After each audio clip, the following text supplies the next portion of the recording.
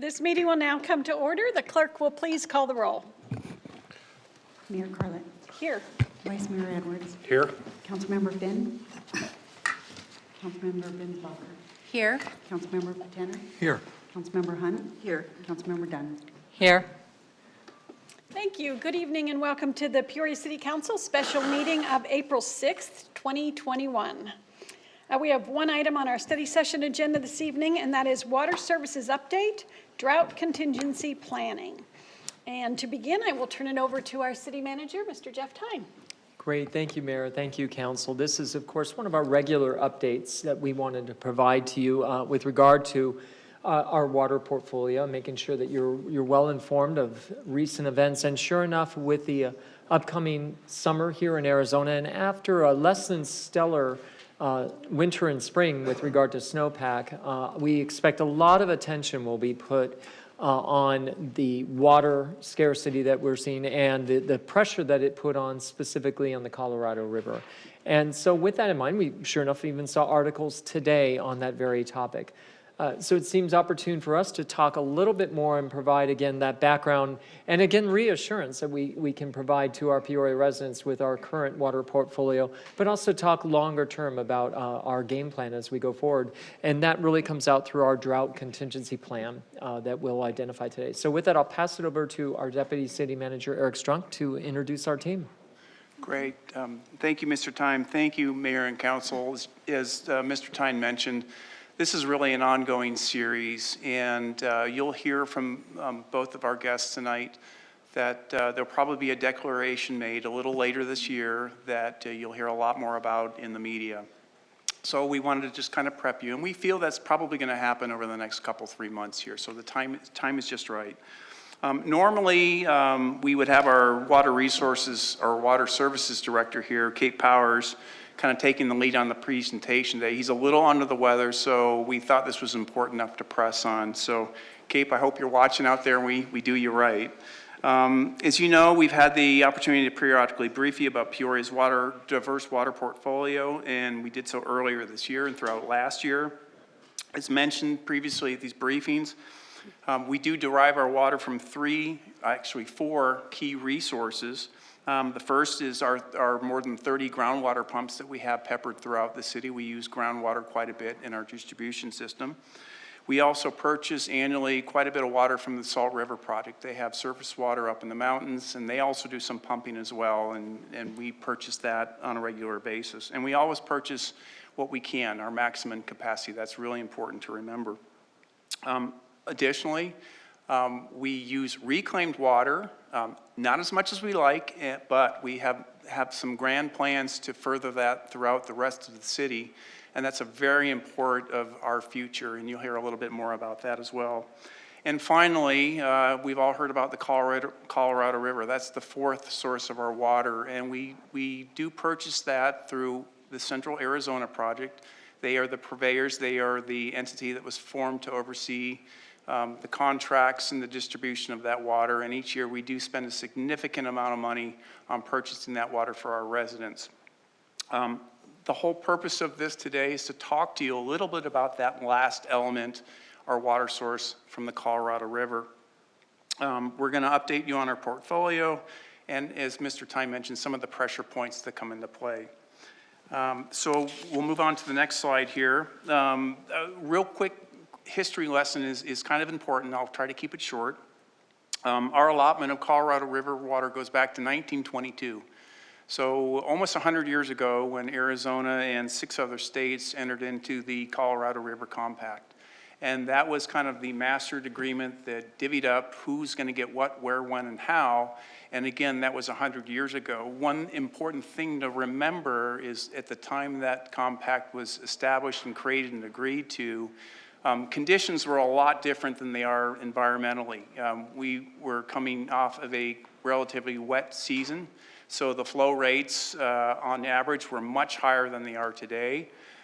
We didn't nearly have the population that we do now, and with population comes consumption. And then, of course, we have been faced in this area with our ongoing drought. We had a little bit of a respite a couple years ago. We thought we were going to make it through last year. But we're back to where we are, and predictions show that we're probably not going to come out of it anytime soon. So that all being said, you're likely to hear in the coming months more public conversation, media coverage, and be privy to some of the policy considerations that related to water acquisition, conservation, and even new technologies. These are all things that we're going to hear a lot more about in the media, and we want to make sure we communicate and chat with you about that, which is also why we're here today. You've always been so strategic in the way you look at water reclamation, the investments you've made on behalf of this community. And the very least we can do is to continue to honor that through information and making sure you have that so we can make good decisions to assure a 100-year water supply. We also want to do it in a way that's safe and sound for all of our patrons. To ensure that we continue on this path, we are going to provide you, it's a relatively quick briefing this afternoon on how the current water portfolio is designed to absorb what you'll hear, Tier 1. As Eric mentioned, the likelihood of a Tier 1 shortage to the Central Arizona Project, or CAP, supply in 2022 is near certain. The official declaration is likely to be made in August. Well, what does that mean for Peoria? First thing to understand is that a Tier 1 shortage does not mean an impact to Peoria's water supply. Why is this? Well, as you can see in the chart on the right, a Tier 1 cut only impacts lower priority water, including that used for agriculture. The blue column, known as municipal and industrial water, or M&I, is where Peoria and most municipalities lie priority-wise. This water is not impacted until a Tier 3 shortage is declared. Timing of when that may take place really is up for speculation, but rest assured we are watching and we are preparing. I'll get more into that in a minute.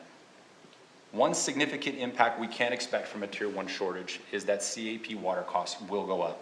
This is primarily because CAP is now spreading fixed costs over less water. We've included approximately $1 million of additional water supply money in our FY22 and budget, anticipating this very likely scenario. Unfortunately, this is the reality of the water procurement world.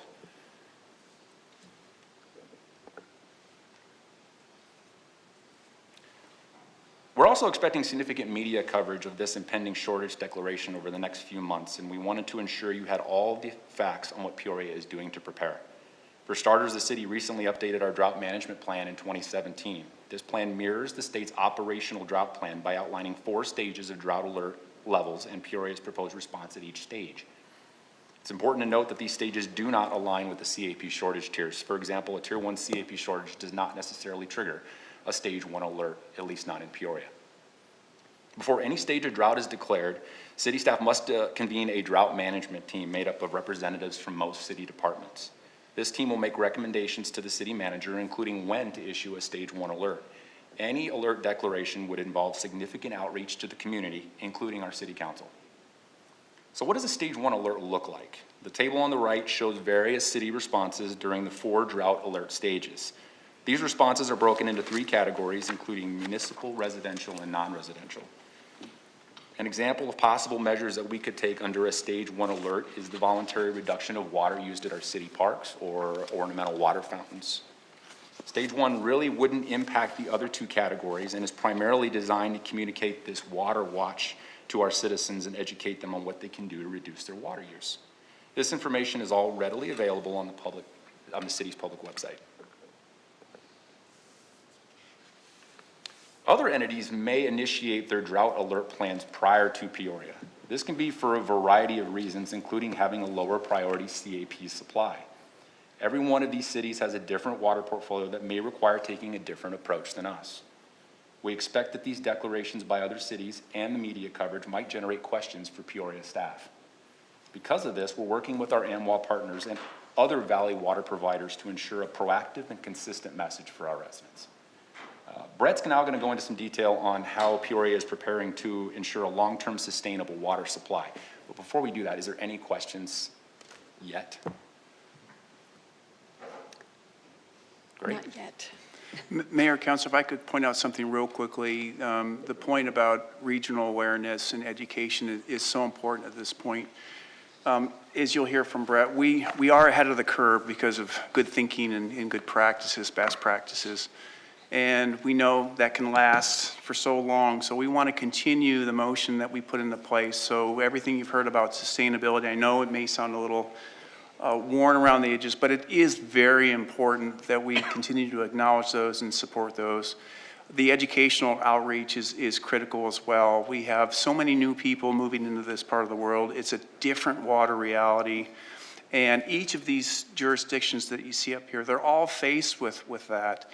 We'd like to think that in partnership with our communications department, the regional players, there's a solid message there, and that's going to be really critical. And again, we're not to the point where we need to declare any reductions.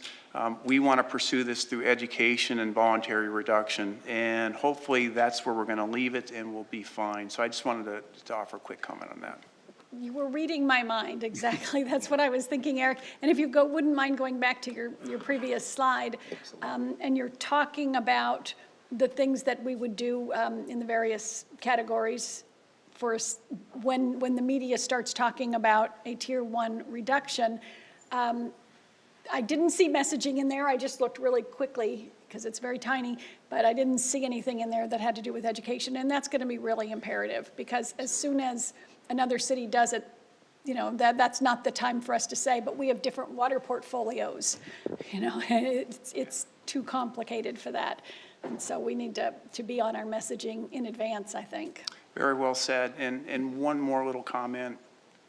With respect to the business community as well, we know how important water and wastewater services are to the business community. We are a growing community. We believe in economic development. We're spending a lot of time and effort in that area, so we don't want the wrong message to go out from Peoria. So we're gonna really clamp down and watch that religiously as we go through this. Good, thank you. Thanks for that. Well, thanks, Daniel. Thank you very much. Mayor and council members, thanks for having me for my very first council presentation. Hopefully not the last. But not his first presentation. Not my first He presented president. all the time at AMWA. Not my first presentation ever, no. In mid-February, Water Services told you that we were roughly halfway built into our water supply portfolio, as represented by that black demand dot being about halfway between the horizontal axis and the line representing water supply. According to our current master plan, demand for water is projected to grow along with our community to roughly equal supply at build-out. You can see that demand curve sloping up nicely. As you can see, importantly, in this scenario, Peoria has sufficient renewable water supplies for build-out, with that dotted demand line never exceeding the solid supply line. As Daniel described earlier, Peoria has long been aware of and planned for multi-year reductions to our Central Arizona Project supply, and in part by storing Central Arizona Project water and effluent underground to earn credits for those times of shortage. However, the latest science is presenting a different kind of future, one where reductions to CAP supplies may look more continuous. The future is shown with the red supply line reduced by ongoing shortage to our CAP supplies. In this scenario, you can see that at some point in the future, demand, the black dotted line, exceeds our renewable supply, and we'd have to begin withdrawing groundwater unsustainably, which would put our designation of assured water supply at risk. Thankfully, as you can see in the chart, we have some time to meet that challenge. For the next 15 to 20 years, we estimate, even the worst CAP cuts agreed to under the multi-state drought contingency plan signed in 2019 would only affect the water that we store for the future, not water that we need to receive at our treatment plants. But in water resources time, a decade goes by in a flash. I don't know if that's a good or a bad thing for me. And we believe we need to begin preparing for the kind of future that we see right now. Much like Peoria did in the past when you all signed a lease agreement with the Gila River Indian Tribe decades ahead of when that water would be needed at our treatment plants. If we plan ahead and take actions as our predecessors did, your predecessors did, we can bend the supply and demand lines to prevent them from ever crossing. This was a lot to process at once, I know. I just kind of dropped it on you, so if you have any questions before I move on, I'd be happy to address them. I have a question. Please. So we have a goal for underground water storage. It used to be 6 years worth of water, and I believe that was 6 years at our build-out.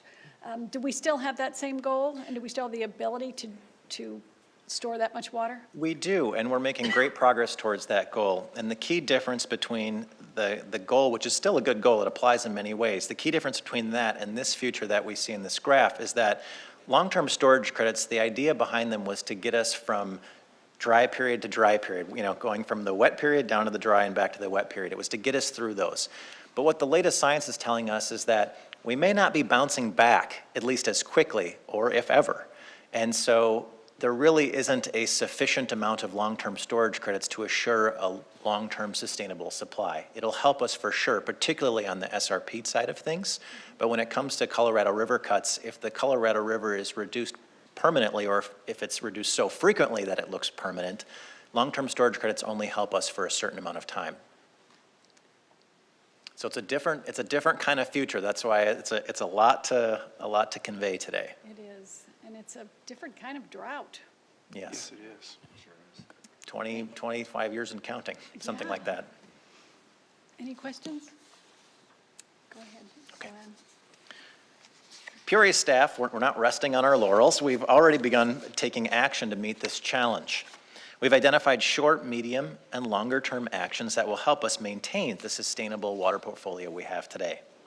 In the short term, we'll conduct a new water loss audit to identify areas for efficiency gains. We'll also participate in pilot projects and studies that could result in new water supplies. Perhaps most importantly, later this year, we will begin to update our integrated master plan that will reassess where we stand today and act as our roadmap for how we're going to meet the challenge that we just outlined. Finally, we'll continue working to improve our conservation efforts, hopefully adding new resources and conservation staff to help implement the more robust programs that will be required to bend the curve.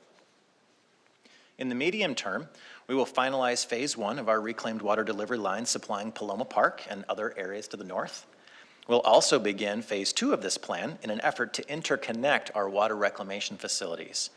Interconnecting those facilities will help us make better use of our existing SRP supplies and move our recharge closer to our wells for future use. On the heels of our integrated master plan update, we'll begin the challenging process of renewing our existing 100-year designation of assured water supply with the state, which will take us another 15 years forward. It's 15-year increments that we renew that. Lastly, to make good on the promise of smart growth, which you see on every slide, we will be developing new and updated city standards, policies, and perhaps ordinances to promote low-impact development to help make the most out of our economic development and the water portfolio that we have. Beyond 3 years, we'll continue implementing our capital improvement program, which thankfully we have Daniel at the helm of, and enhancing it where necessary. The long term is where we'll be implementing the water supply agreements and demand management strategies that we're beginning to develop now. Of course, this list of actions here is continuously updated, and it's intended to only be a preview of what we intend to discuss with you over the next 12 to 18 months. So there's a lot on there. There's a lot of projects. We'd spend a whole day talking about each, which I'm sure you want to. Do you have any questions that I could address here? No? I do. Please. How do things affect these great plans that are outside of our municipality? So we've got things that are happening within our state, things that are happening in rural cities versus urban cities, the things that might happen to Tier 1 areas that have an impact on our city that is not affected by those Tier 1 shortages. So how does that play into your plan? Yeah, and part of that is maintaining connection and real integration with regional policy organizations, following state and local changes to regulations and policies, and staying really abreast of that and making sure Peoria's voice is heard. Right now, we think we have a pretty good handle on where those push and pull points are, and we're developing our plans to work around them. But in the future, you're right, there are a lot of issues that impact the entire state that will eventually impact us, and we'll have to stay on top of those. Yep, Mayor and Council, if I could add to that as well, Brett's absolutely correct. And one of the things you'll probably see from us a little later this year is an ask for additional water resources staff. And the idea behind that is we want to be connected, we want to stay connected. We need to be at the table a little more than we're able to do right now. So that comes with staffing. And we'll be very vigilant about the budget implications and do that very smartly. But to Brett's point in your question, it's about being a regional player, a statewide player to a certain degree, having those connections, being at the table where you may not be expected to be even there. It sends a little bit of a message saying, yeah, we pursue this very seriously, and we're looking after the best interest of Peoria. So it's on all fronts. It's going to be at home in Peoria with what we can do to bend the water supply, to educate our residents, to conserve, but it's also going to be a little bit about going after other available sources of water that might be a little further away that we may for the first time have to seriously consider pursuing. So it's a very, very involved answer, but I hope that provides a little bit of a detail for you. It does, and it gives me a little bit of comfort too, because I just what we saw in the last year with people strategizing, what we say is a tier 1 cut, all of a sudden became a tier 1 cut for all of us. And, we have to have things in place, at least a plan for how to augment what might be taken from us. We can have the best plans in place, and all of a sudden, as a team player for the state, we need to take some of our underground water that we've been recharging for years and years and give it to people who have agriculture or different uses that have other needs. Mayor, that's absolutely spot on and correct. And we've seen that in the media, and we see that in our policy discussions as well. So, yeah, Peoria, we need to make sure we fight for that water in a good, productive sort of way, and we have access to that water. It's our water.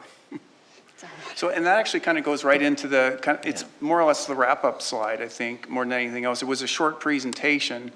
But the integrated water utility master plan is something we're starting this fall, and that is comprehensive. That's going to be our document. That is our Bible. It's time to renew that. And what you just spoke of and other suggestions that we hear going down the road are going to populate that plan. So we're very much, we need to get going on that. We're going to get going on that. A couple of other things, certainly we'll keep you in the know. If any of you need any resources, it's just not about our residents, but it's about you and our appointed officials and everyone else that has a vested interest in Peoria's water future. We'll get you the information you need. We'll go out, we'll talk. Whatever we need to do, we will do, and we're committed to that. And then we've all talked about the continuation of working with our regional partners. There's good organizations that reflect broad perspective. We need to hear that, understand it, and translate that into what we can do to maintain our assured water supply. So in a nutshell, that was kind of what we had for you today. Hopefully short and to the point, but we'll open it up for any questions, observations, concerns you may have. Council, any questions? Councilmember Binsbacher? Thank you, Mayor. I have a couple of comments. So you talked about the education outreach, which is so important, and the sooner we can start on that, the better. And having all of this council informed and on the same page about exactly what that messaging is really important. I took over, I've had my second meeting with AMWA now, joining the board, and it's been a learning process for me, and I've always felt like I really appreciated this topic and how precious this resource is. But boy, it's gone to a whole new level now that I've joined this board, and I just want to say that, obviously big shoes to fill taking the mayor's place, because this has been this has been your world, and I'm learning it from scratch. But we are in such a great position because we have such a great staff and professionals that really understand this topic. The mayor was talking about having a plan and protecting our water and having a seat at the table, being part of that conversation. So critical, those relationships. I feel really confident based on what I have learned so far, what I've seen so far, that we are a player in all of this and will be at the table and are making our way in there like never before. I feel really, really good about that. You mentioned education and the business community, and recently the chamber just did the Water 101 segments. There were 3 segments in partnership with SRP and CAP, and that was a start. And I think, the more we can, partner with some of the relationships that we have out there to get the word out, the better. I don't know how well attended that was, but it was a step in the right direction. And Peoria was, obviously it was all Peoria-centric. CAPE was on there in the last session and did a fantastic job. They've posted that presentation, all of those sessions. And so, that's additional information out there that we can share to help with that messaging. But you're all doing a great job, and I think we're in a really good place. And our slogan about having enough water to use but never enough to waste, I say it every chance I get. Thank you. Thank you. And this is so timely, and I am just absolutely thrilled that you are taking this on and moving us to the next level so that we can be prepared for the water issues of this day. Not 100 years ago anymore. Right. So thank you all very much for everything that you're doing. We appreciate it. Thank you, Mayor and Council. Thank you, Mayor and Council. So some takeaways we'd heard, appreciate the conversation. Of course, ensuring that we do have participation at the table, as Councilmember Binsbacher had mentioned, we will absolutely look to continue forwarding that, and you'll see our staff participation continue at that level. And thank you for all of your leadership on AMWA as well, Mayor and Councilmember Binsbacher. Obviously, lots of conversations that we've had. A lot of the conversations that we're talking about today will manifest in the form of cost drivers for the cost of water and the investments that are needed, for example, in such areas as reclamation. So thank you again, Council, for your support as we've put forward a rate structure to address those specific items. And we hear you loud and clear. Messaging in the form of outreach and communication is going to be essential. And so we'll make sure that you're very well informed, as well as if any of you would like further information on the various implications of the water portfolio and the policy implications going forward. We have an amazing staff here to eager to assist you with that, and so we're here to help. So with that, thank you very much for the time. Thank you. And there being no further business, we are adjourned until our 6 p.m. meeting.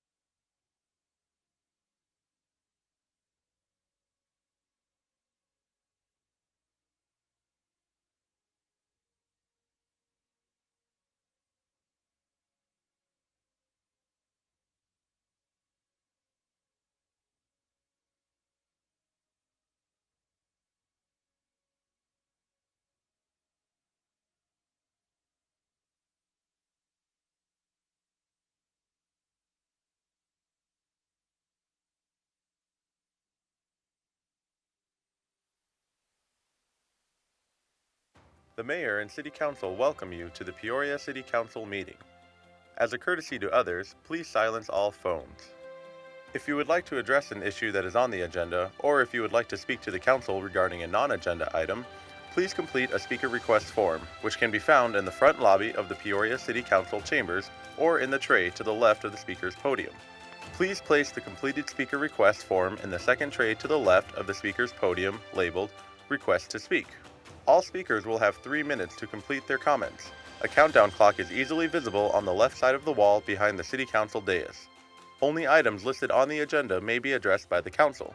Since items presented as part of a speaker's request have not been listed on the agenda, and due to the requirements of open meeting laws, the council will be unable to respond to items presented as part of the speaker's request. However, please be aware that your comments will be noted. The speaker's name will be called to speak at the appropriate time, in the order that the forms were received. Thank you for your interest and participation in the Peoria City Council meeting. Peoria City Council meeting will now come to order. Please rise for a moment of quiet reflection and the Pledge of Allegiance led by Councilmember Binsbacher. I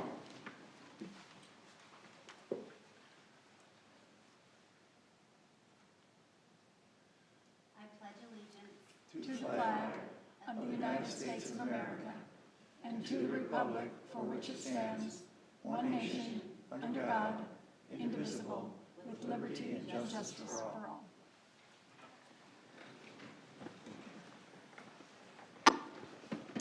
The clerk will please call the roll. Mayor Carlet. Here. Vice Mayor Edwards. Here. Councilmember Finn. Here. Councilmember Binsbacher. here. Councilmember Patana. Here. Councilmember Hunt. Here. Councilmember Dunn. Here. Youth Liaison Tawari. Youth Liaison Van Winkle. Here. Welcome to the Peoria City Council meeting of April 6, 2021. We continue measures to ensure the health and safety of our residents while assuring that our actions of your City Council remain transparent. This plexiglass is one of the many changes that have been put in place amid the COVID-19 pandemic. Within the council chambers, masks are required and capacity is limited. The barriers you see between us allows us to conduct council business without a mask while controlling the possibility of transmission. For additional in-person and remote viewing and speaking measures, please consult the City of Peoria website. We will now begin our agenda with the first item, which is a presentation. This is a presentation that I will turn over to Councilmember Patana as a member of the Council Subcommittee for Boards and Commissions. Mr. Patana? Thank you, Mayor. If you'd all please turn your attention to the screen for a short video. The City of Peoria is proud to have 21 different boards and commissions, ranging from arts and culture to economic development to planning and zoning. They're made up of residents and business leaders who bring a wealth of personal and professional experience and who generously volunteer their time, energy, and wisdom to our community. These members meet on a regular basis, deliberating and collaborating on various projects and issues of importance for the benefit of all Peoria residents. In the past few years, they have had a direct role in influencing meaningful projects like the Veterans Memorial expansion, multiple public art installations, accessible park amenities, and our Youth Advisory Board even collaborated with the State Attorney General's office to team up in the fight against tobacco sales to minors. As we welcome new volunteers into this exceptional group of people, I want you to know how much we appreciate your willingness to share your time and expertise with our city. On behalf of the City of Peoria and the Peoria City Council, I want to express our gratitude and appreciation. Your service makes a difference. It's an honor to have you working alongside us as we shape our finest future. Due to necessary changes put in place to enable social distancing, we have modified our tradition of personally recognizing new board and commission members at a council meeting. Instead, new members are invited to send a picture of themselves holding their certificate so we can recognize them and celebrate their service to the city. The following newly appointed board and commission members have accepted their certificate of appointment and have sent a photo. First, we have Matt Graves, Parks, Rec, and Community Facilities Board.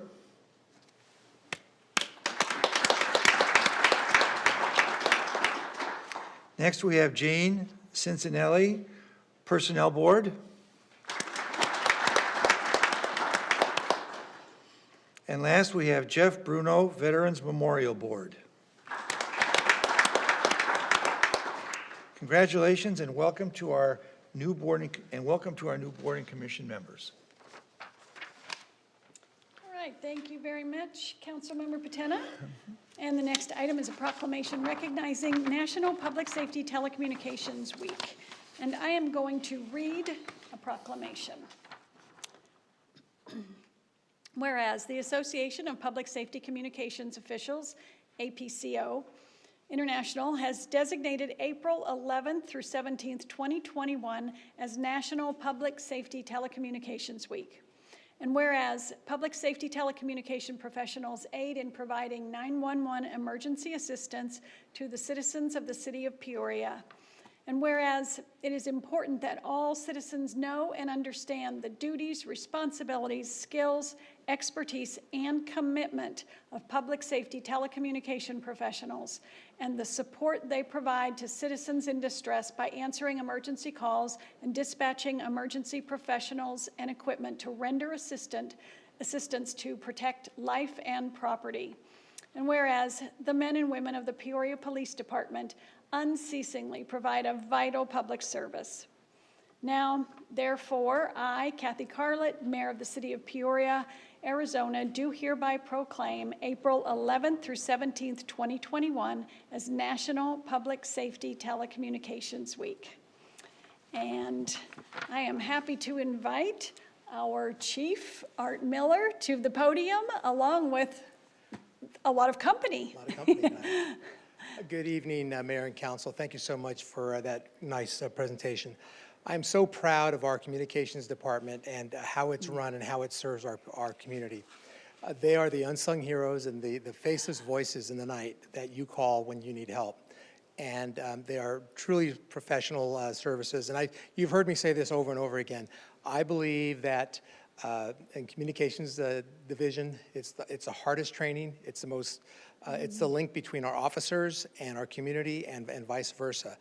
And I don't know if I could ever do what they do because it is that stressful. But at this time, I'd like to introduce our communications manager, Brittany Brunet, and she can say a few words. Thank you. Good evening. As we know, people do not dial 911 when they win the lottery. The community dials 911 when they're in desperate need of help. The 28 dispatchers and 6 supervisors that serve the Peoria Police Department in our community are critically important public safety personnel. 911 dispatchers are not on scene, but they are the first responders in 911 situations. They are the heroes that not many people think about. On any given day, they play an instrumental role in saving lives and helping people in danger. They deal with suicidal persons, analyze background noises and caller's voice to assess the situation, coordinate the dispatch and safe arrival of police, and so much more. National Public Safety Telecommunicators Week, which runs April 11th through 17th, is a time to recognize the incredibly hardworking employees within our Emergency Communications Center for the City of Peoria. They've handled approximately 228,000 calls last year. These men and women are committed to making a difference in the lives of the citizens they serve. I am truly grateful for each one of them. And tonight what I did is I brought 2 of our employees, Tina Chedister and Tina Leone. Thank you so much. Before you leave, I would just like to say on behalf of the Peoria City Council and the citizens of the city of Peoria, we cannot thank you enough for what you do and for just being there to answer the phone. 228,000 calls is just a tremendous amount of life-saving effort on all of your part, and we are just truly indebted to you. Thank you. Thank you.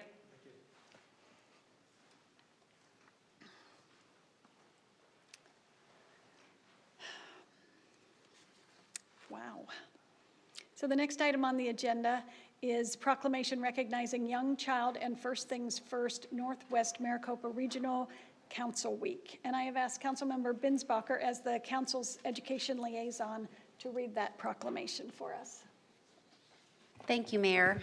And it is absolutely my pleasure to read this proclamation today about a subject that is very vital to all of us.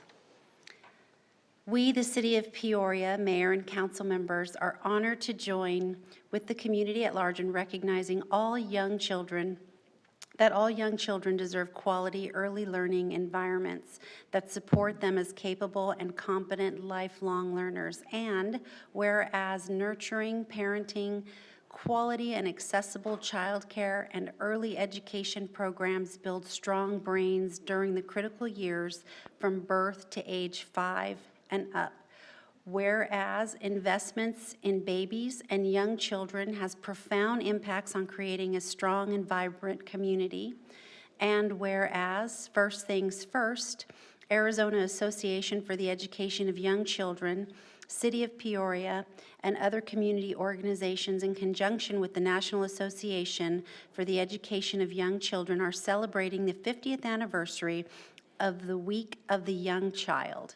And whereas these organizations are working to improve equitable early learning opportunities, including early literacy programs that can provide a foundation of learning for children in the City of Peoria.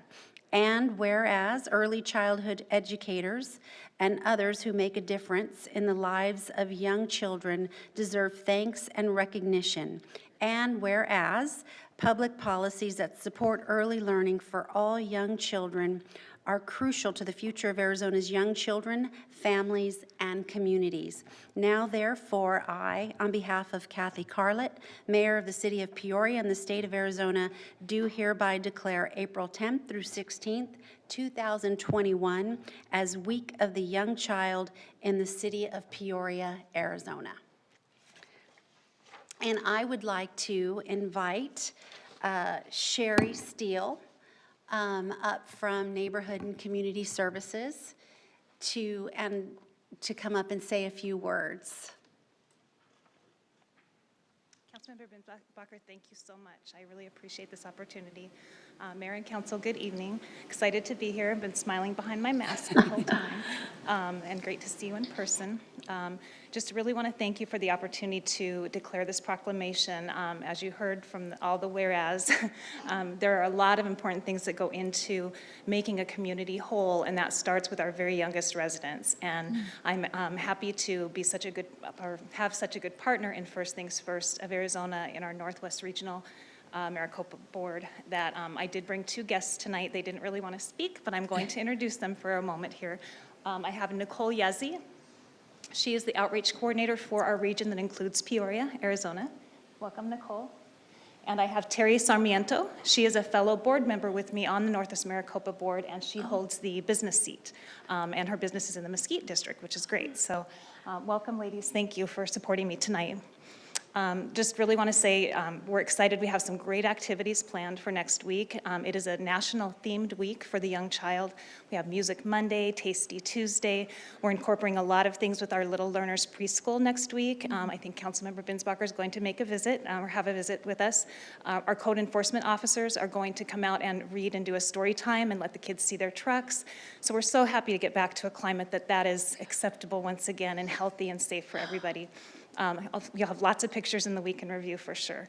And just want to also thank First Things First. They graciously donated 300 books in both English and Spanish to us, so thank you, for our future AM/PM program participants. We have a lot of siblings that go through our program, and I thought it would be great. It's just kindergarten roundup time to offer siblings a book that they can take home to their younger child that has some messaging from City of Peoria and First Things First. So we'll have lots of books going out to those little learners. So again, thank you so much. It's a privilege to be here tonight. Thank you, and thank you to First Things First. We really do appreciate the quality programs that you provide for early childhood education. This is a fantastic partnership, and we're very grateful. Thank you. Thank you. Thank you. Thank you both for being here, too. All right, we will now move on to the consent agenda. All items listed on the consent agenda are considered to be routine or have been previously reviewed by the City Council and will be enacted by one motion unless a council member requests an item to be removed and considered in the normal sequence on the agenda. I have received no speaker request forms from the public. And so, council, are there any items to be removed from consent? Seeing none, do I have a motion? So move. Second? We have a motion and a second. Please vote.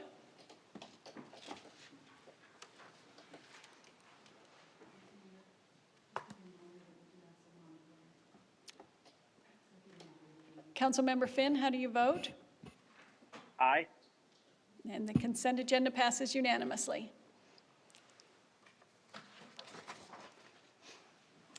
Right, we will now move on to item 20R, rezoning Thunderbird Estates West, 75th Avenue and Thunderbird Road. Mr. Tyne?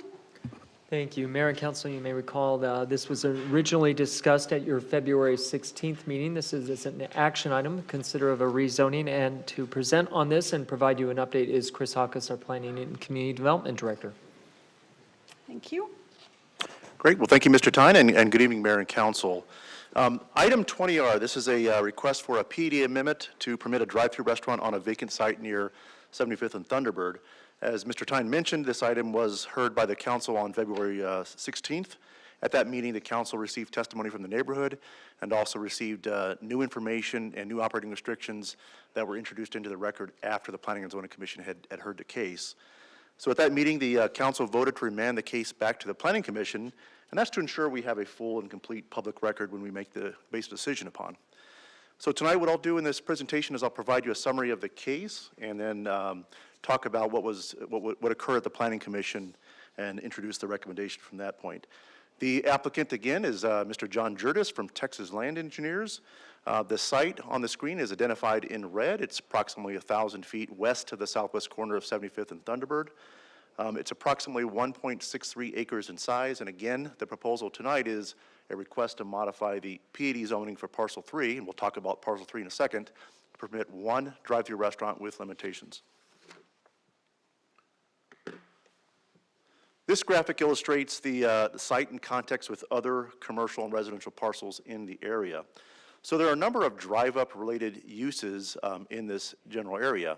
So the areas that are identified in brown, those are drive-up banks.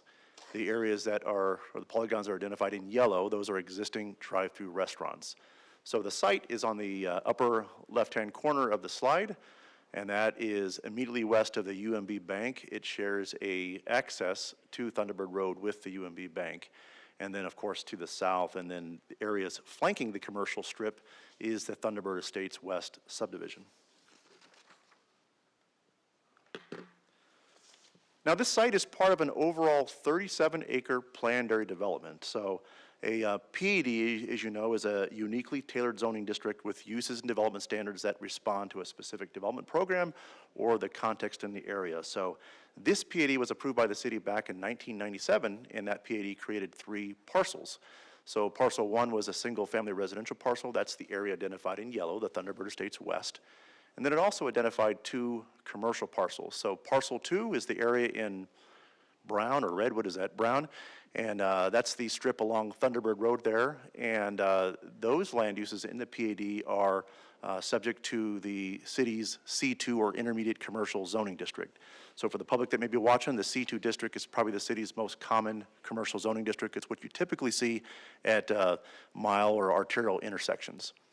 Parcel 3 is the subject parcel and the UMB Bank in purple, and that use schedule permits uses in line with the city's O1 or office commercial zoning district. That is among the least intense commercial zoning districts that we have in the city.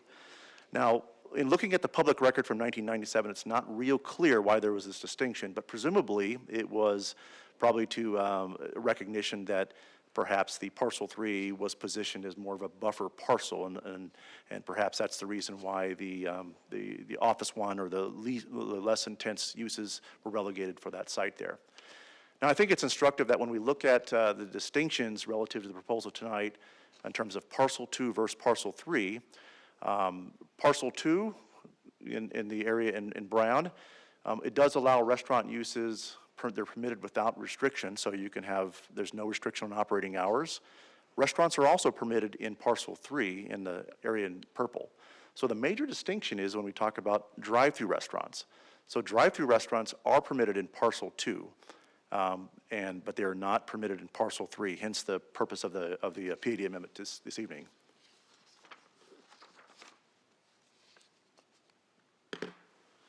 Now, this graphic illustrates the proposed site plan at this time. It's evolved quite a bit from the inception and through the neighborhood process. There's going to be further refinement during the subsequent site plan review if this amendment is approved. Again, the access to the site is at the upper right-hand corner where it shares an access point with UMB Bank. This amendment increases the setback from 30 feet to 75 feet. That's the minimum setback, although you'll note in this site plan version, it's 87 feet to the exit driveway, and the building is approximately 172 feet from the southern residential wall. And this is notable because the commercial sites typically have a 30-foot minimum setback from residential, so this is a substantial increase beyond what Parcel 2 commercial uses would be required to have. Other items, additionally, the amendment restricts any building signage along the southern facade of the building to further protect neighbors to the south. Also, in response to neighbor concerns during the project, the speaker box was relocated. It's identified in blue there, but it was moved closer to the drive-up window. And it's also, the orientation and situation is perpendicular to the residential site, meaning sound will carry east and away from residential areas. The applicant has also agreed to have automatically adjusting volume controls so that when it senses changes in ambient conditions, it can adjust accordingly. It'll also be fit with baffles or fins, as they call it, to direct sound to the customer in the drive-through aisle. After commission, they did provide a noise study, and I'm sure the applicant will talk more about the ramifications of that noise study, but what it did indicate is that the speaker box was well under city noise requirements. However, they did propose a 8-foot limited wall that you can see on the screen that envelopes the drive-through aisle and the speaker box, and that wall provides further sound attenuation. Now, this doesn't bring up a point about safety. I'll mention that early on in the process, there was a proposal for a wall along the southern extent of the property, and that was a concern to the neighbors and to staff, because when we look at a site, we want to make sure that the site is situated in a manner that it does not introduce public safety concerns. And so certainly a long, expansive wall could introduce conditions where somebody could hide behind that. So that was a concern, and that wall has been moved from the site. And in this case, it's just a limited 8-foot wall that is directly around the speaker box there. Also, there were some concerns about odor too, so the applicant, they've agreed to go beyond what our code requirements would require, and they've agreed to install hood system upgrades that will include odor scrubbers to further mitigate any sound. I'm sorry, mitigate any odor. Yeah, they won't have anything to do with sound, right? Okay, this graphic illustrates the summary of the public outreach. The initial meeting, this was an introduction meeting that occurred on May 18th, and these were, of course, remote because it occurred during the current COVID period. At that initial meeting, we had 2 citizen attendees, and concerns that were brought up were noise, nuisance activity behind a wall, the species of the tree, that is it going to provide for, is it going to be a nuisance on their properties, and the privacy that they currently enjoy. There was an additional meeting on June 15th. We had 1 citizen attendee at that meeting, and whereas that citizen did appreciate some of the concessions that the applicant made, in the end, they preferred that the fast food use not be behind the home there. Overall, throughout the case development, we've received 3 emails in opposition and 1 email in support. The emails in opposition, some of the similar concerns that are listed above, but light, noise, and odor, the proximity of the use to residential, and there's a concern about that this use would increase traffic along Thunderbird and introduce some potential hazards from traffic on Thunderbird. We did get 1 email in support, and that was from a business owner in the proximate area. This item first went to the Planning Commission on October 15th. We had 2 speakers from the public that spoke in opposition to the case. They, again, reasserted their concerns about noise and about the, at that time, which was the 24-hour nature of the project. Again, concerns about public safety, and then one respondent had concerns about the appropriateness of the use, that when they bought into the area, there was a restriction on drive-throughs, and this would introduce a change to that circumstance. The commission at that time was sympathetic to that and did vote 6-1 to recommend denial. After the Planning and Zoning Commission, the applicant and their development team kind of got together and considered all of the comments that were received from Planning Commission and the neighbors, and there was a pause for several months while they considered those comments. They introduced several changes to the site plan. The sound wall that I talked about, they removed the expansive wall along the south and reintroduced a sound wall near the speaker box. They retained an acoustical consulting engineer to do a noise study. And through that noise study, they introduced and incorporated some changes. And the conclusions of that noise study is that the noise would be significantly below the Peoria noise ordinance thresholds at the property line. However, they did, again, introduce the wall condition and also agreed to add fins to further direct sound away from residential and to the driver specifically. At that meeting, they did come with some revised hours of operation. You can see the hours on the screen, but it reduced the operating hours from 24-hour operation to a 16 to 17-hour operation at that time. And that brought us to the February 16th meeting at council. You were all here. You heard the 4 speakers that were in opposition to the case, introduced very similar concerns, and again, to create a public record, that case was remanded back to Planning Commission. So that brings us to where we are today. But before we get to Planning Commission, towards that reconsideration, I think it's instructive to revisit the distinguishing characteristics between a restaurant and a drive-through restaurant, right? Because again, a restaurant is permitted on both parcels without restriction. Somebody could locate a restaurant on the parcel and not be restricted for the operating hours. It's the drive-through restaurant that is limited on parcel 3. So I think it's instructive to, let's think about the differences between a restaurant and drive-through restaurant, and arguably there might be perhaps 2 distinguishing differences there. One would be the hours of operation. Drive-throughs are typically open later than a traditional restaurant. Not all, but many of them. People often get the munchies and want to go to the drive-through at late in the evening. So that's different than a traditional restaurant. So one potential mitigation strategy would be to align the hours of the restaurant to be more in line with a traditional restaurant, okay? So that they behave and operate similarly to a standard restaurant.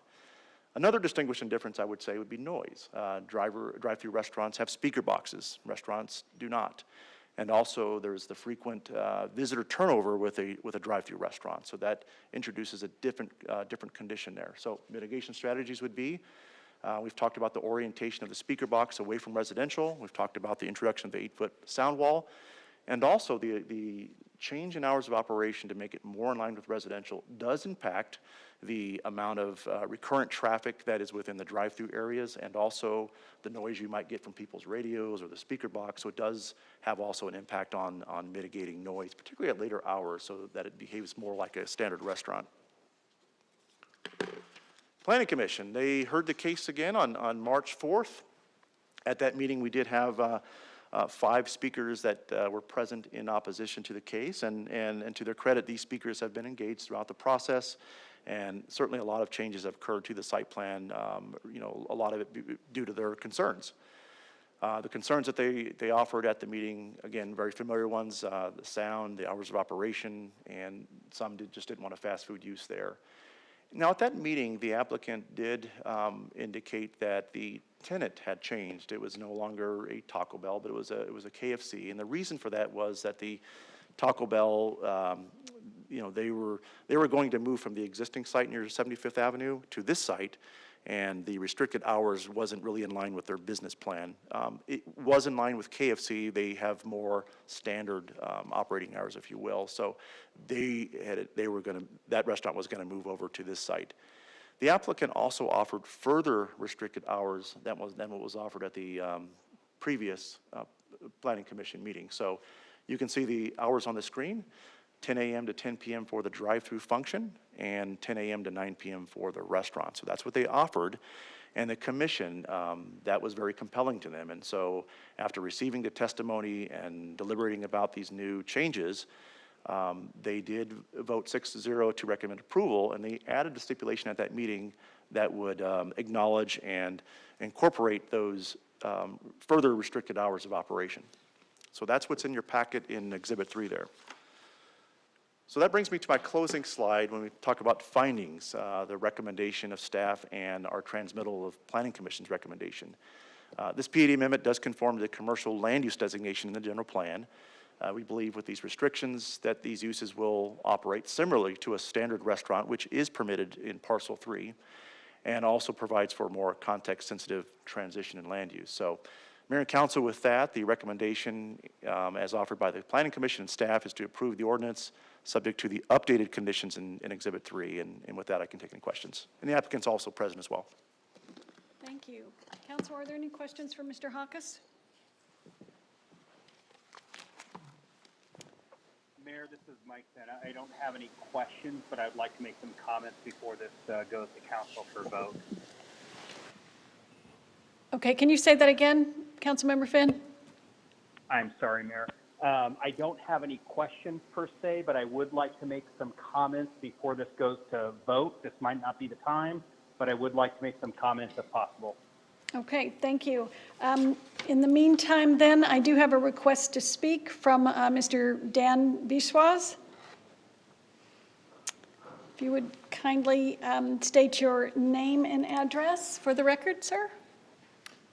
Good evening, council and staff. My name is Dan Biswas. My address is 1205 East Meadowbrook Avenue, Phoenix, Arizona 85014. I'm here representing the developer and an applicant. Basically, I kind of went through a lot of the stuff previously in the last hearings, and I know you guys are very familiar with this this project here, but I did want to kind of go over a couple things that Planning Director Hawkes had kind of touched on, and basically the major thing that we tried to overcome was the 6-1 vote against, and that was basically because we didn't meet the intent of what the zoning issue was when we went to the Planning Commission on the first go around. And so, we spent a lot of time trying to figure out what was going to be right for the neighborhood and right for the neighbors and for the city as well. So with that said, we did a lot of work with the noise studies and things like that. And I think we did a really good job of actually meeting the intent with the changes that we made to make the drive-through more of a restaurant capacity. And so with that said, I don't really want to take up too much more of your time. I did have a presentation here, but I was going to go through some of these final mitigations and concessions, but Planning Director Hawkes did a really good job going through all that already. So I just wanted to go through and see if you guys had any questions. I listed some appendix with the actual site plan, acoustic study, acoustic exhibit, draft traffic impact statement, and then another option of site plan if this wasn't approved, just in case you had any questions. Thank you. We appreciate your ability to stand there and ask for any questions. Is there anyone who would like to ask any questions? Mr. Finn, do you have any questions for the representative of the developer? I have no questions, Mayor. Thank you. Okay, thank you. Thank you then. We appreciate you being here again, and it seems like Mr. Hawkes did a fair job for you then. All right, thank you so much. All right, I also have a speaker request form from Mr. John Gerdes, and it says, if requested. Is it necessary? Okay. All right. Thank you for being here also. And Mr. Finn, that brings us to you, if you would like to make your comments now. Thank you, Mayor.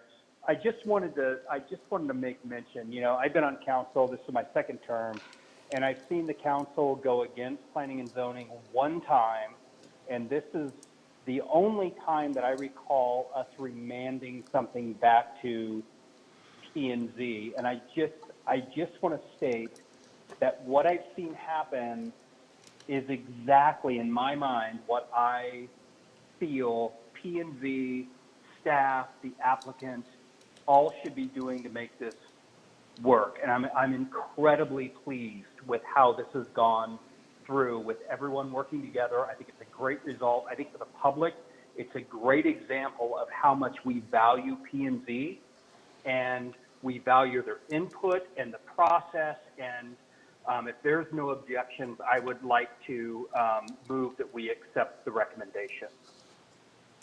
All right, thank you very much for that. And before I ask for a second, I would also like to thank the residents who not only came to the Peoria, the city council meeting, but also the planning and zoning meeting twice, and congratulate you on what you were able to get accomplished for the benefit of your neighborhood. I mean, an 87-foot setback is, I've never heard of something so large. I mean, it's a tremendous improvement. The sound box moved, volume adjusting, wall moved to the area around the speaker box, hours reduced, and it's not even the same restaurant anymore. So, I mean, just tremendous amount of progress that you made for the benefit of your neighborhood. So thank you for showing up to the public process, taking part in it, and really making a difference for your neighborhood.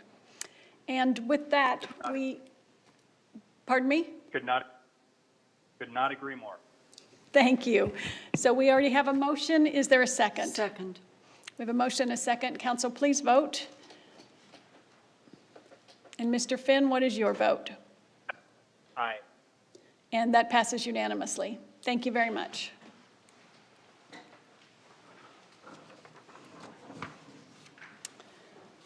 All right, we will now move on to our next item. We're going to take item 21 and 22 together. Item 21 is Memorandum of Understanding Peoria Police Officers Association, and item number 22 is Memorandum of Understanding City of Peoria Police Supervisors Association. And I will turn it over to Mr. Tyne to begin. Thank you, Mayor. And Christine Nickel, our Human Resources Director, will present on those two items regarding the memorandums of understanding with our two police associations. And it's important to note, of course, that we do have our presidents representing those police associations in attendance, and I'll let Ms. Nichols provide the introduction. Thank you. Thank you very much, Mr. Tyne. Mayor and members of council, it's a pleasure to be before you this evening and bring forward seeking your approval on two memorandums of understanding for the Peoria Police Officers Association and the City of Peoria Police Supervisors. Tonight I have joining me Andrew Fantasia from the PPOA and Ed Bakke, and Luis Aponte is also here in the back from COPS.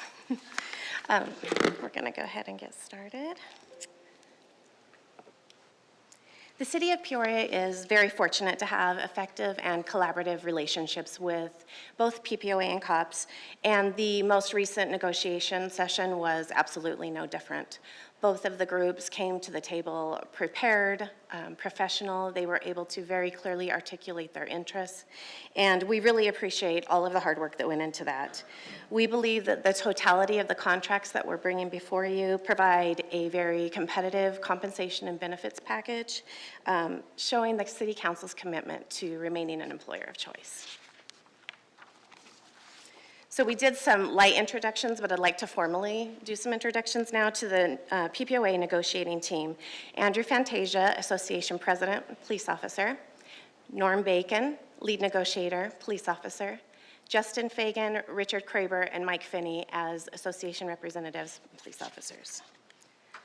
For the COPS negotiating team, Ed Bakke, Association President, Lead Negotiator, Police Sergeant. Luis Aponte and Jason Wraith as representatives and also police sergeants. And I don't have a slide for the city negotiating team, but our lead negotiator was Dee Dee Gates, who is now retired. I believe she may also be in the audience here showing her support. And we also had other HR team members and leadership from DCM Andy Granger. By way of just a bit of background, this process, it may seem like it goes quickly, but really we've been working on it for a while. We really began in spring of 2020 when we conducted a market and wage study. We worked collaboratively with both groups to identify what sorts of questions to ask, and then to make sure that we obtained updated information later in the year so that we had, most up-to-date information to go with. Between spring then last year and the end of the calendar year, the groups worked with the city's lead negotiator to really clarify and clean up any outstanding MOU language and make sure that they were all ready for the end of the year when they submitted formally their interest to the city council. After that, we really kind of got started with things on the economic side. March 2nd, we had a presentation to council, and then by March 4th, we had tentative agreements reached with both groups, which is pretty amazing. It just goes to show you how much work they did in advance. We were notified on March 18th that COPS had ratified the agreement, and on the 24th, just shortly after, by PPOA. This is an overview of what was negotiated for the 3-year agreement with the Peoria Police Officers Association. This does not list everything that was negotiated, but most of the major components.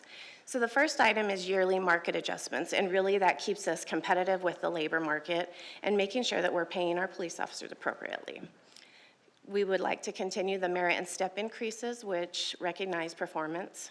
A new item is a 457 deferred compensation employer contribution, that is a mouthful, of $15 per pay period with a $15 employee match.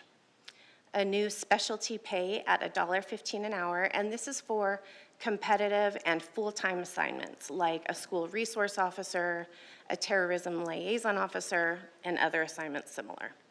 And then finally, an annual lump sum payment for the duration of this agreement only at 10, 15, and 20 years to recognize and kind of reward retention. For the COPS MOU, it's a 4-year agreement, and it looks very similar. We have many of the same items that PPOA negotiated, including the yearly market adjustments, continuing merit increases, the 457 employer contribution, specialty pay, and the annual lump sum payment for the duration of the agreement. And there were 2 additional items for the police sergeants, which included $1,000 in professional development and a final year one-time lump sum payment of $1,000 per member in recognition of signing a 4-year agreement. That concludes our short, sweet, and to-the-point presentation. We are asking for consideration of 2 items. Item 21R, which is the Memorandum of Understanding between the police officers and the city for the 3-year term beginning July of 21 through June of 24. And 22R for the City of Peoria Police Supervisors, July of 21 through July of 25. And we're happy to answer any questions you may have. Thank you. Council, are there any questions? No? Seeing none, well, I would certainly like to thank all of you for your years-long dedication to the collaboration that resulted in these memorandums of understanding that will last us for a number of years. So we all know what we're looking ahead towards, and we all know that we're going to be stable and taken care of for that period of time. So we just thank you very, very much for everything that you do and for bringing this to fruition so nicely. Thank you. Yes. Councilmember Hunt. I do not have a question, I have a comment. First of all, I want to thank these organizations and their representatives. Dee Dee, thank you. We don't want to overlook you sitting in the back row there, and the rest of you that represent your groups, but especially the groups of people themselves, because this involves them. It's their daily life. It's how they support their families. It's their compensation for literally putting their lives on the line every day that they go to work. And so I just couldn't be prouder to work for any city that didn't have all you guys as police officers. So congratulations, well-deserved compensation here. And if you'd like, I'd like to make a motion to accept. I think we have to do these separately, probably. Item 21R. So 21R, I move that we accept that memorandum of understanding with the Peoria Police Officers Association. Thank you. Do we have a second on item 21R? Second. We have a motion, a second. Council, please vote. Councilmember Finn? Aye. And that passes unanimously. Thank you very much. And now, item 22R, Memorandum of Understanding, City of Peoria Police Supervisors Association. Do I have a motion on that? So moved. We have a motion And a second, please. Second. A motion and a second. Please vote. Councilmember Finn? Aye. And that passes unanimously also. Thank you all very much. Congratulations.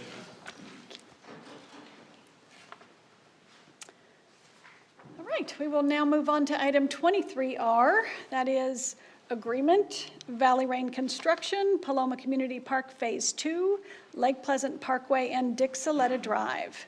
Mr. Tyne. Thank you, Mayor and Council. And we have Ed Striffler, who will be our project manager in this and represents the Development Engineering Department and will present a proposed design-build agreement for your consideration for construction of the next phase at Paloma Community Park. And with that, I'll pass it to Mr. Striffler. Thank you, Welcome Mr. back, Tyne. Mr. Striffler. If I may.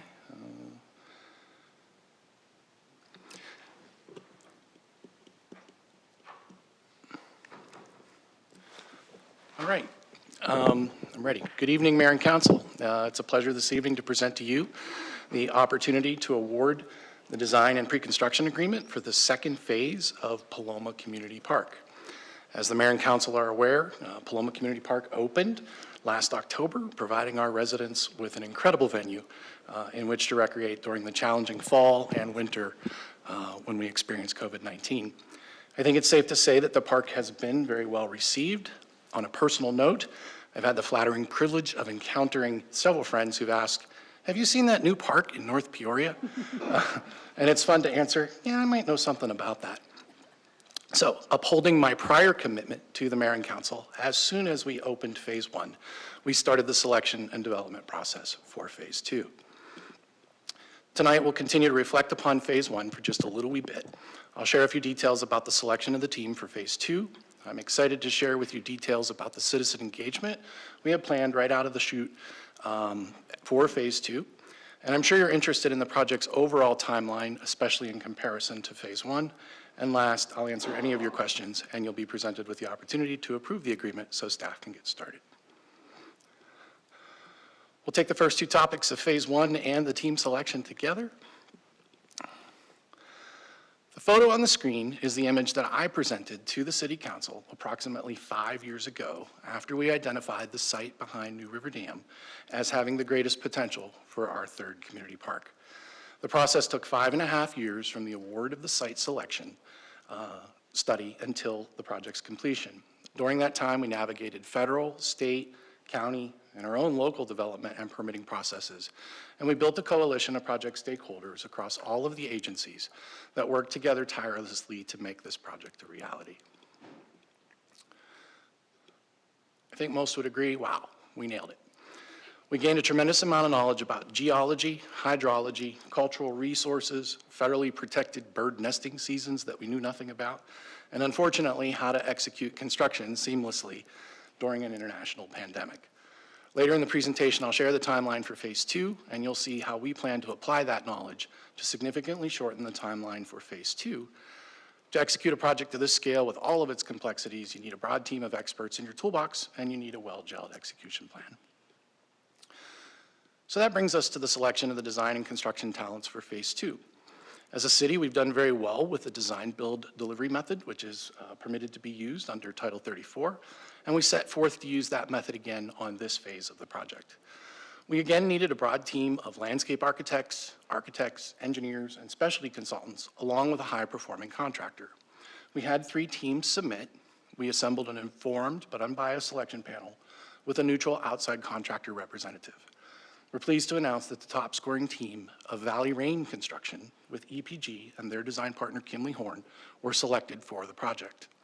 We negotiated the next 3 years of fee structures, both for design and for the construction, which will occur in about 1.5 years from now.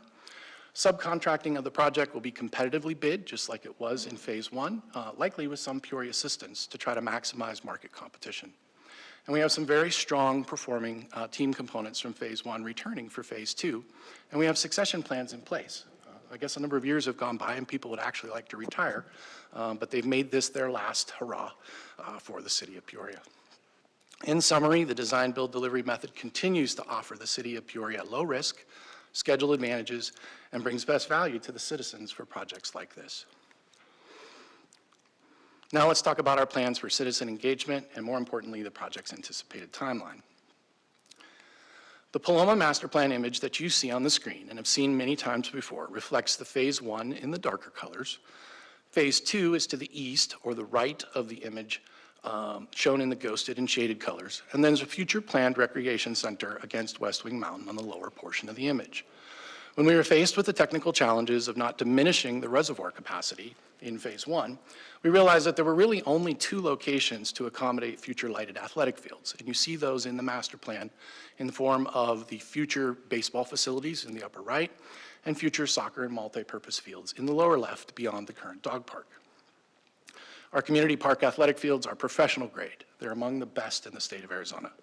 The revenues generated from these core amenities help to fund the ongoing park operations.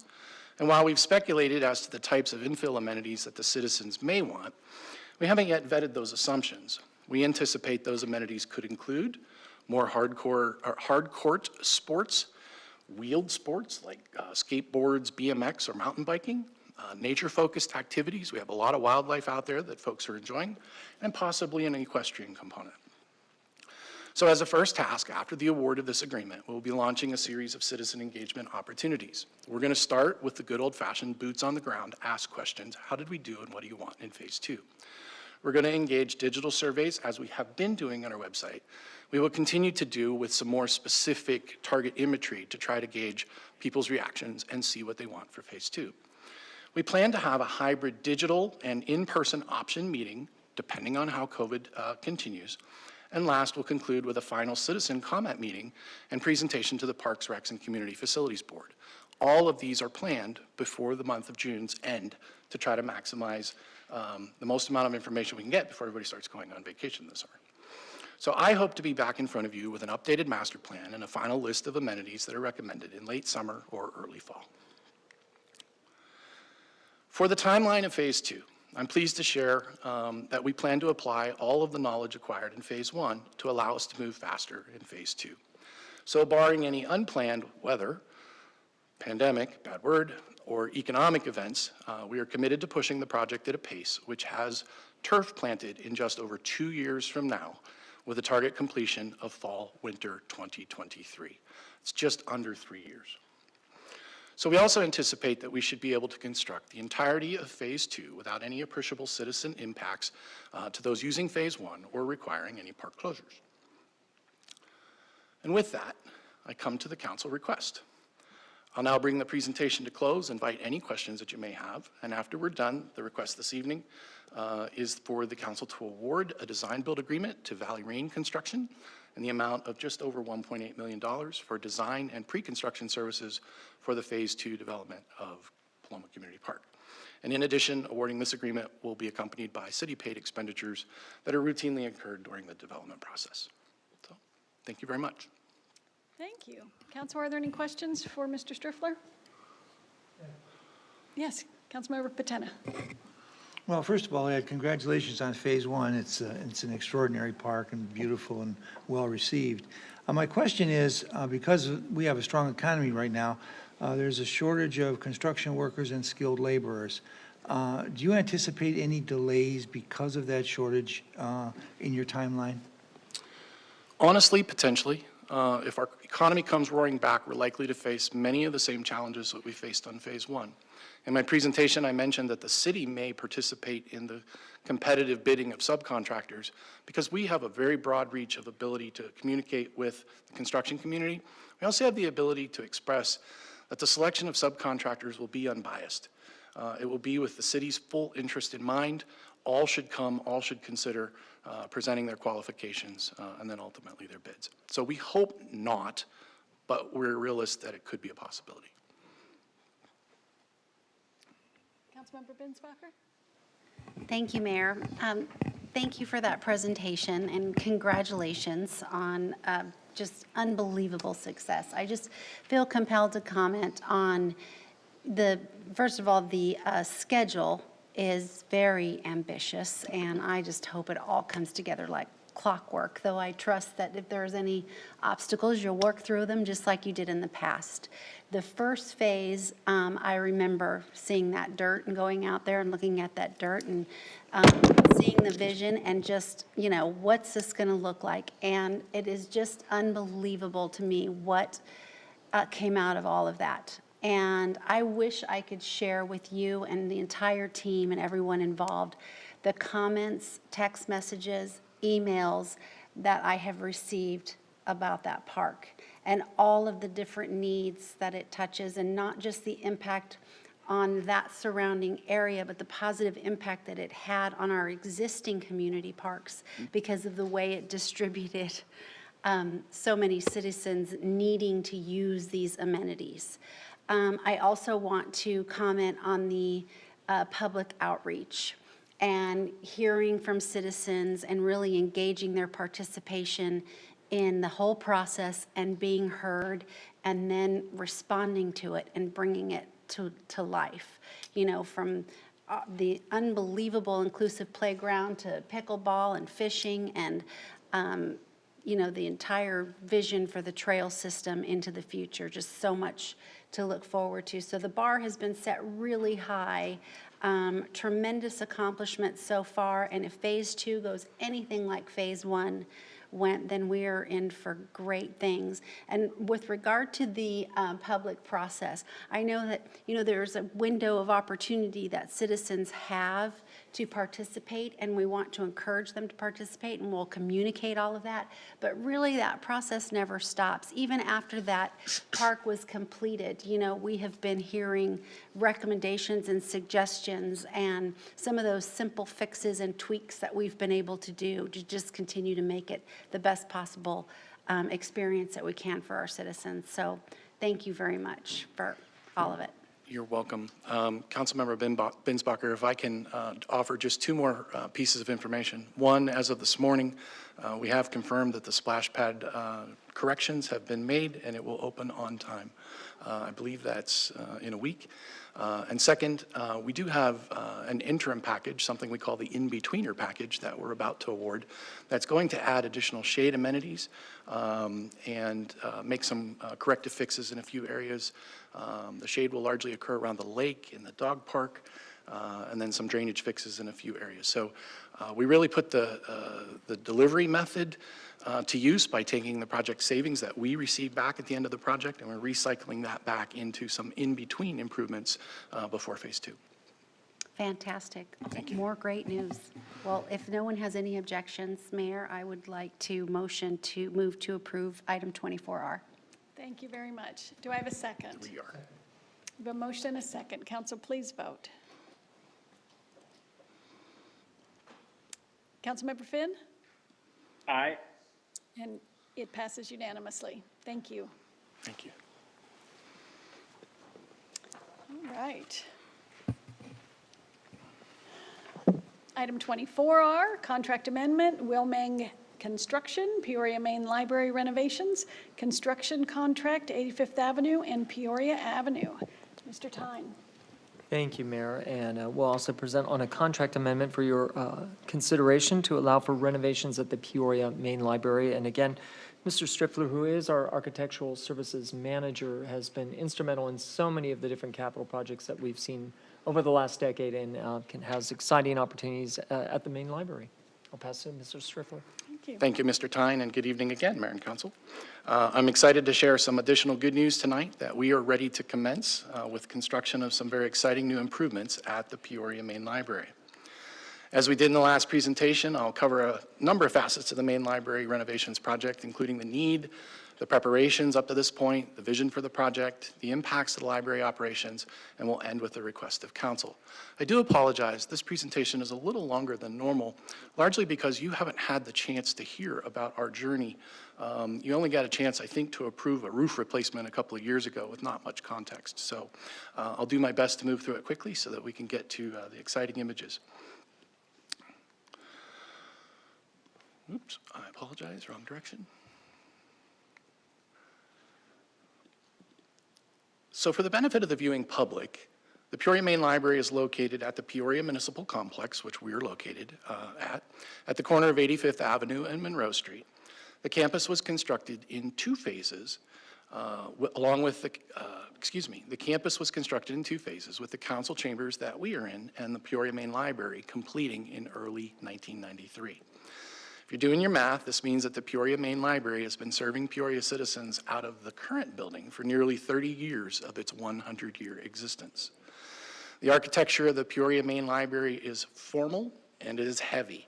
It's a characteristic of institutional libraries designed in that period.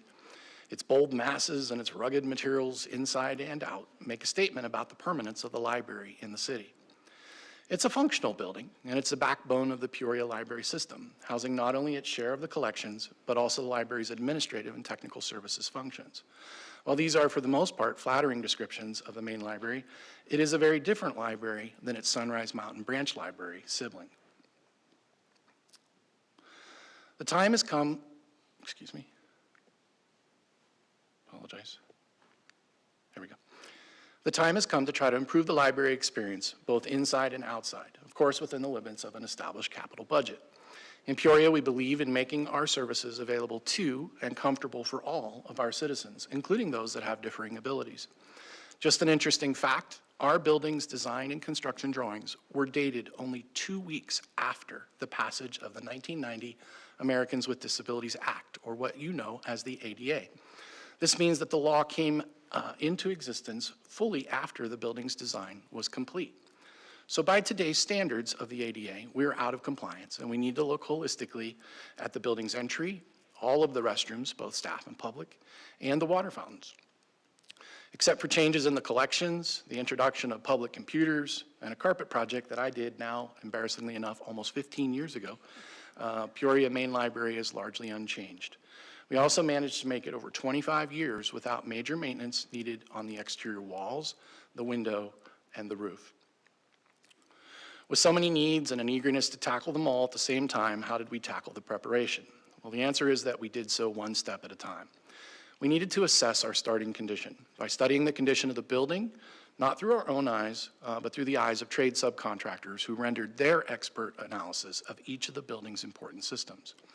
After our careful assessment, we needed to tackle our vulnerabilities first. You may recall a nearby large city only a few years ago who had some systems fail in their main library, causing millions of dollars in damage and significant downtime to the library to make repairs. With diverse opinions, interest, and vision amongst the librarians, facility staff, department leadership, and with consideration given to the budget, we worked hard to align our vision to a core program of improvements that were all anchored to a common goal, and that goal was improving the library customer experience. And last, we've organized our efforts of the recent past and those we are about to undertake in such a way as to keep them manageable in size, manageable in cost, but more importantly, manageable in impact to the library. So to summarize what some of those manageable steps were, in 2017 and 2018, we conducted studies and we launched the necessary rehab of the exterior of the building. That was what I made reference to, the replacement of the roof, mitigating our pigeon challenges, replacing aged sealants on the masonry and the windows to really truly button up our exterior core. More importantly, we gave the exterior a good scrub to brighten it and lighten it, and all of this was done with anticipation of a next phase of interior and exterior improvements. To make sure we were thinking outside the box about the future of library services, we spent time in 2019 with a library consultant, and we looked critically at how we deliver library services via both the main library and the Sunrise Mountain Branch. We didn't want to undertake an interior redesign, only to then realize that some of the behind-the-scenes functionality might change or evolve, and we weren't paying attention to that. In 2019 and 2020, the Rillo Room ADA improvements and their interior refresh was completed, as well as library furnishings were upgraded, all the while we were starting the new interior and exterior plans for renovation. Like any project, we found ourselves taking a little bit too large of a bite out of the apple, and we can begin to see some misalignment between our budget and our vision. So we had to regroup. We made some changes both to our vision and the design and contracting team, but we kept moving during the COVID period. We are now finishing the permitting process on our planned improvements that I'll be revealing to you here tonight. And the timeline for these improvements will start by July of this summer, and they should conclude in fall. Specifically, we're hoping to be complete by Halloween, November, depending on whether everything arrives in time. The market's a little volatile right now. I mentioned that we had a diverse set of stakeholders, each with a vision for the project. So I'll share a little bit about the vision and how we translated that into the various interior improvements that we believe will make a meaningful impact to the library customer experience.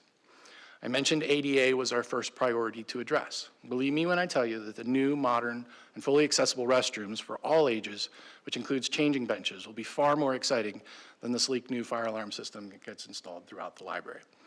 The arrival experience at the main library was dark, it was congested, it felt a little confined, and just lacked the openness and bright and cheery feeling that patrons get when they visit the Sunrise Mountain branch, which you see in the image above. We wanted the library to feel refreshed from end to end, and we quickly realized that the interior improvements, any interior improvements that left behind the old carpet probably weren't going to meet that definition of new and refreshed. Libraries aren't just about shelved books and free DVDs, but they're also about structured programming. So we sought to add or improve program spaces everywhere that we could, both inside and out. And if COVID-19 has taught us anything, it's that touchless or highly automated transactions might not be such a bad thing. So we've pre-planned these project spaces and the infrastructure to receive a new automated materials handling system that is proposed in the FY22 CIP that the council has seen. If funded, it should be installed and commissioned right at the end of this construction. Excuse me. So let's start into the discussion of our planned improvements, and where better to start than the front door. So I apologize that the image on the upper left is a little faint, but it is the first floor plan of the lobby, or of the library, excuse me. In order to make the lobby more spacious, we've actually increased the size of the building by 500 new square feet. We did so by taking largely unused space that you see in the image at the bottom of your screen where the people are standing, and we reclaimed it as part of the new lobby. This space can be used in the lobby for programming, gathering, and display. We now will have a single point of entry with a new ADA ramp and security provisions that you see in the upper right image.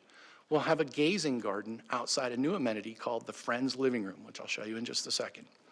And we'll have a new automated materials handling system ready outdoor book drop right at the front entry.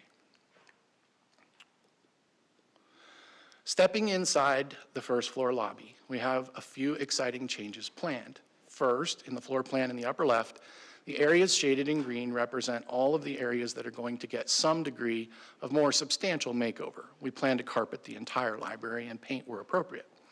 Let me tell you about a few of these areas in the core of the building.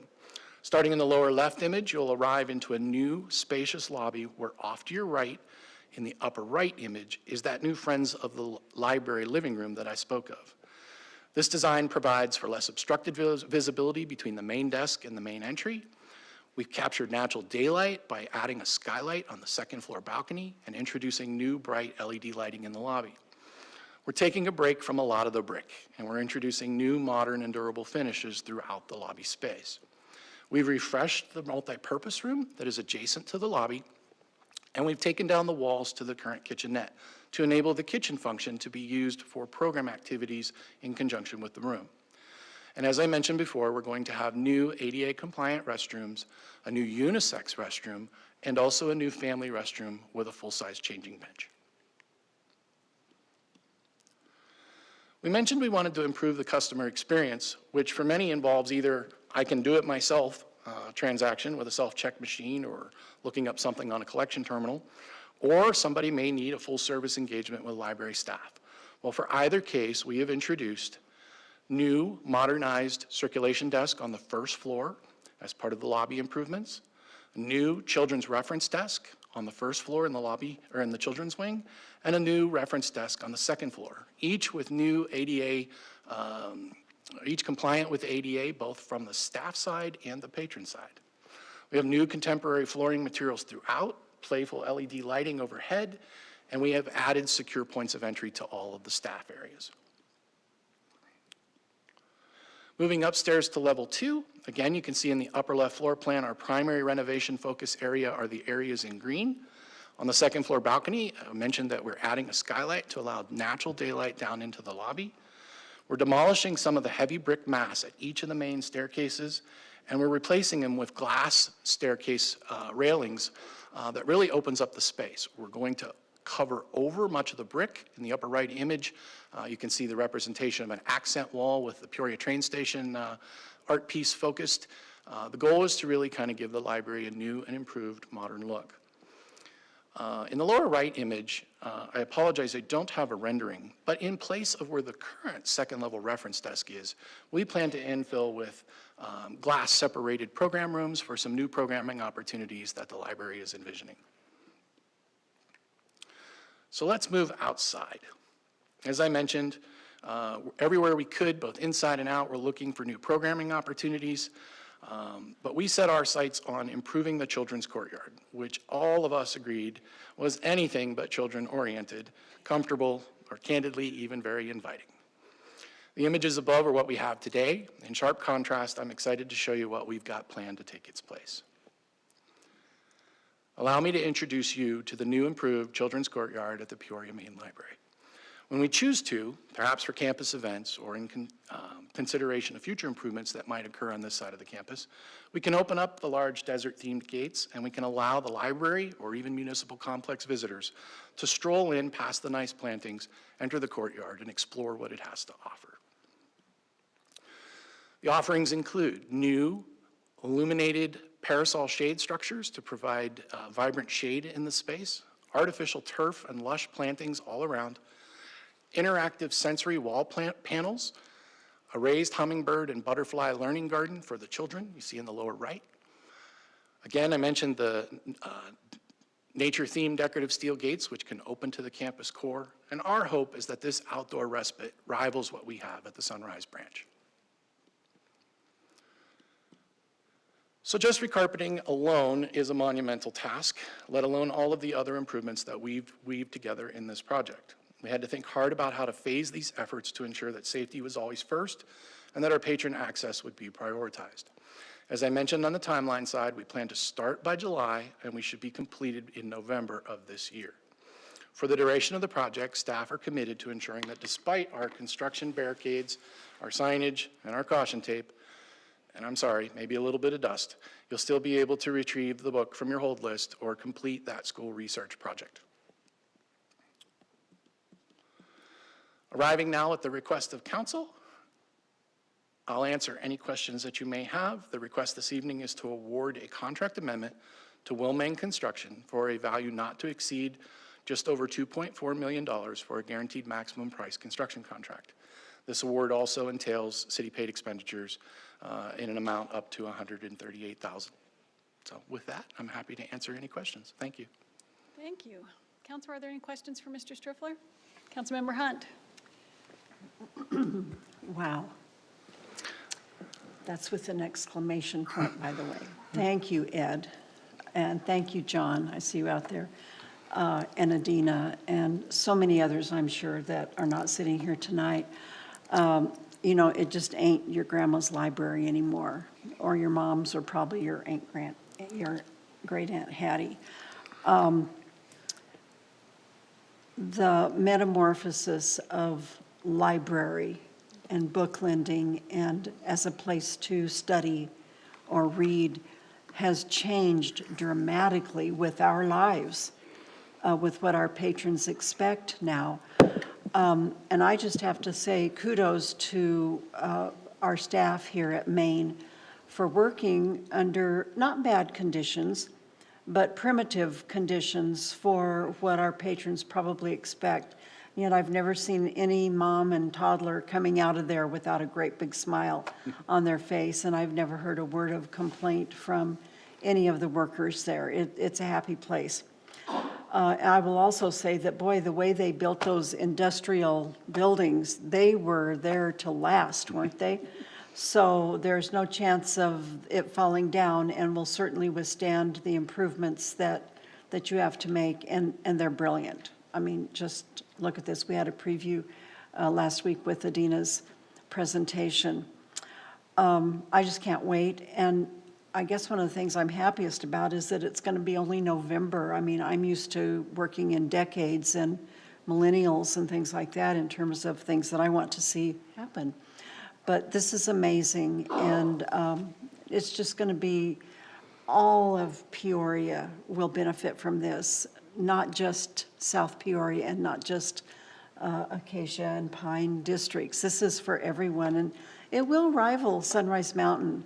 I know we'll have people traveling down here to experience this. So again, share with all of your staff, I know, all of our thanks and our excitement about seeing this happen. You know, I'm a book person, so I'm excited about this. I'm of the day of the libraries where it was shh, shh, and that just doesn't happen in our libraries anymore. So thank you, and with that, I will make a motion if we're ready for that.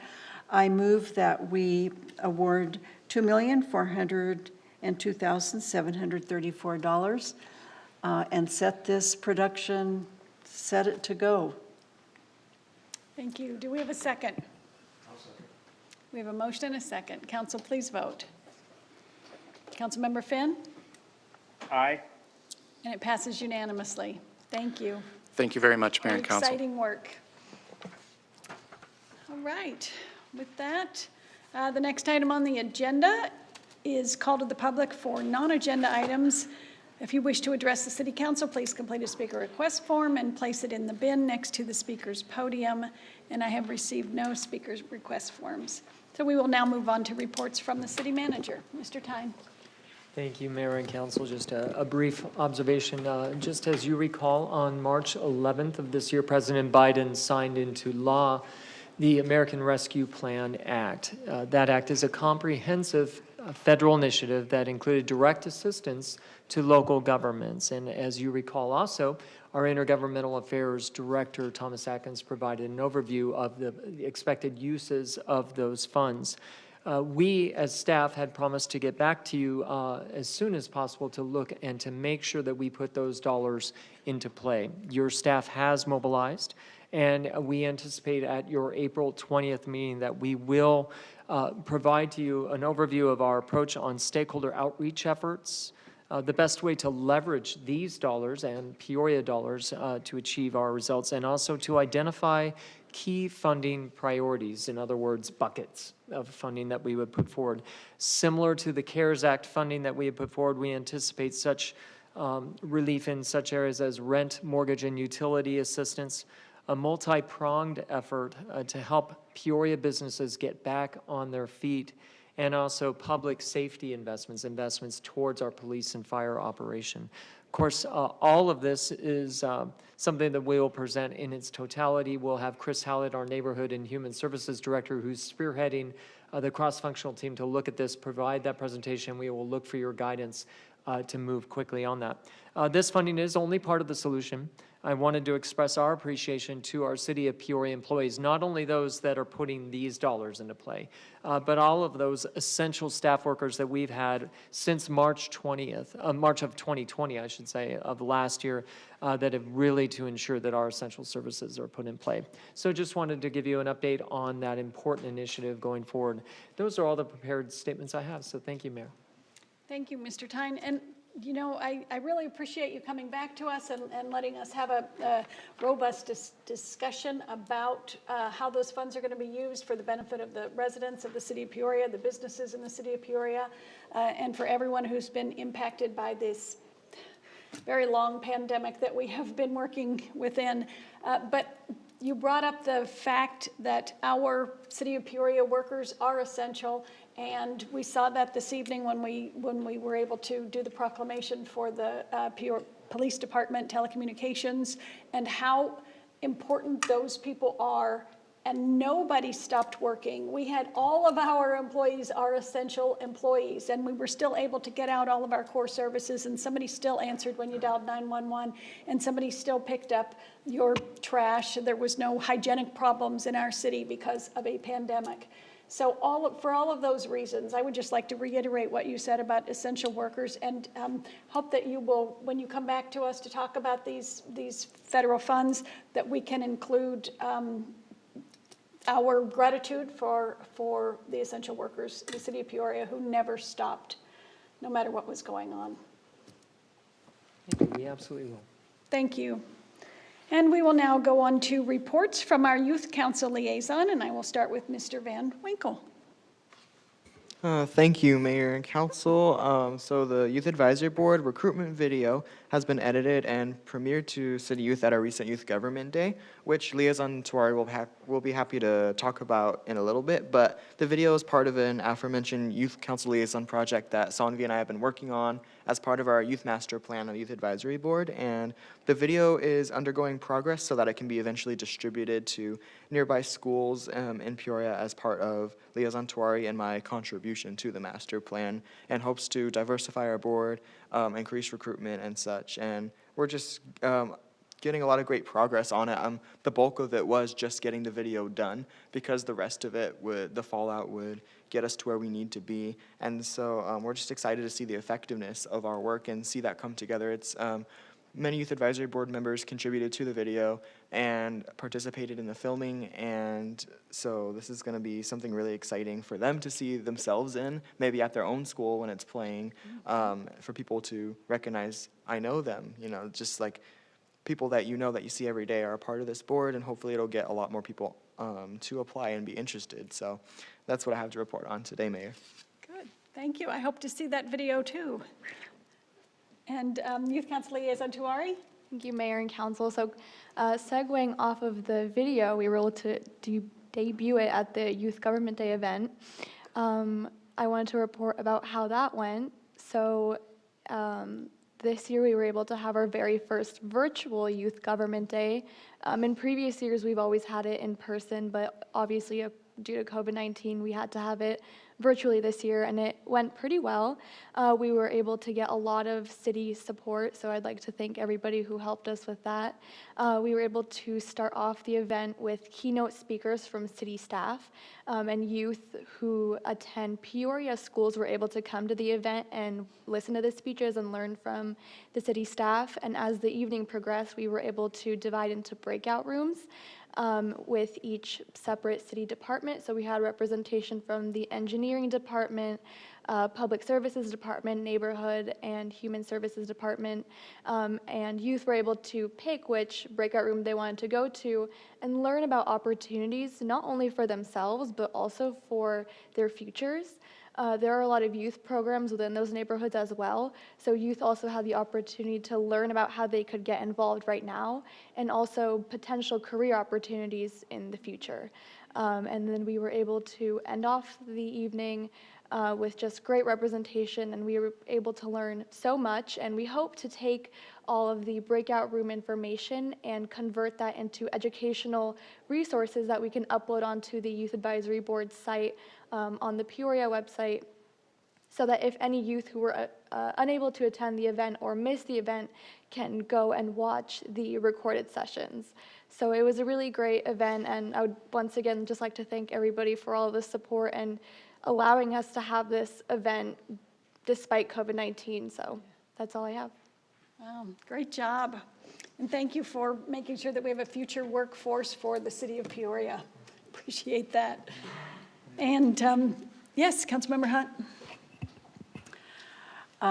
If anyone should doubt the importance and the benefit of having our young people, first of all, in the Youth Advisory Council, but secondly, serving on this dais, I'd like to congratulate our very own Melia Costa, who was elected NAU president, not the president of the university, the student body president this last week.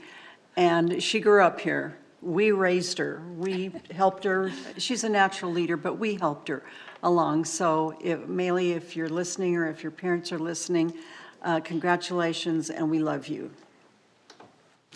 Thank you very much. And with that, we are adjourned.